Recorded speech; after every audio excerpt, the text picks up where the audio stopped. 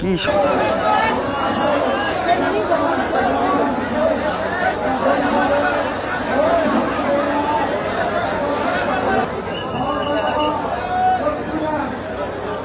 ভিডিওটা শেয়ার করে দিবেন আর চ্যানেলে নতুন হলে চ্যানেলটা সাবস্ক্রাইব করে দিবেন।